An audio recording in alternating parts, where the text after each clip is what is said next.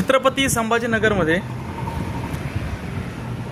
सरपंच मंगेश साबळे शेतकऱ्यांच्या कर्जमाफीसाठी शेतकऱ्यांवर कोसळलेल्या दुःखांवर सरकारने उपाययोजना राबवाव्यात, त्यांना नुकसान भरपाई द्यावी, त्यांच्या शेतीमालाला हमीभाव मिळावा यासाठी उपोषणाला बसलेले आहेत. आणि उपोषणाला बसल्याच्या नंतर ते उपोषण त्यांचं आमरण उपोषण आहे आणि उपोषण करताना त्यांची प्रकृती अक्षरशः ढासळलेली आहे, पूर्णपणे खचलेली आहे. पूर्णपणे पाहायला गेलं तर त्यांच्या तब्येतीवरती नाहक दुष्परिणाम आपल्याला बघायला मिळतात. परंतु ज्यावेळेस इथल्या शेतकऱ्यांसाठी एखादा व्यक्ती उपोषणाला बसतो, न्याय मागण्यासाठी बसतो, त्यावेळेस मात्र इथली सरकारी यंत्रणा कुठल्याही प्रकारे त्याची दखल घेत नाही.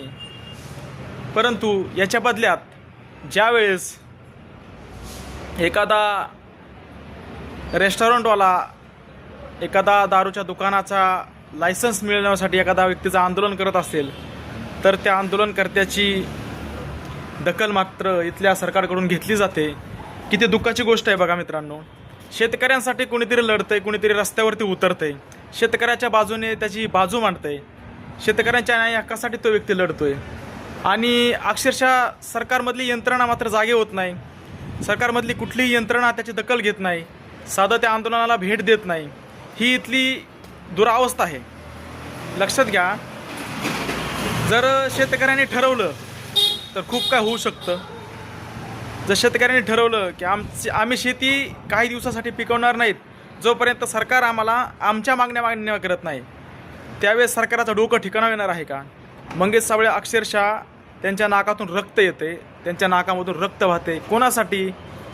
त्यांचा व्यक्तिगत स्वार्थ आहे? त्यांचा काही व्यक्तिगत कुठला फायदा आहे का? तर नाही. तर इथल्या सरकारसाठी, इथल्या व्यवस्थेसाठी तो माणूस सतत रस्त्यावरती असतोय. भलेही वैचारिक काही गोष्टीमध्ये दुमत जरी असेल तरी शेतकरी हा सर्वांसाठी समान असतो, कारण तो सर्वांना सोबत घेऊन सर्वांना जगवण्याचं काम करतो. आणि त्याच शेतकऱ्यांसाठी मंगेश साबळेसारखा एक नवतरुण सरपंच जर रस्त्यावर उतरत असेल तर इथल्या सर्व सामाजिक संघटनांनी, सामाजिक आवाज उठवणाऱ्या कार्यकर्त्यांनी त्यांना पाठबळ दिलं पाहिजे, त्यांना सहकार्य केलं पाहिजे आणि इथल्या सरकारला जाब विचारला पाहिजे, इथल्या सरकारला नाकेनं आणलं पाहिजे, इथल्या सरकारला धारेवर धरलं पाहिजे. तरच हा खरा शेतकऱ्यांचा विजय असेल असं या ठिकाणी मला तरी वाटतं. तर मंगेश साबळे यांनी जे आंदोलन केले त्याला शुभेच्छा.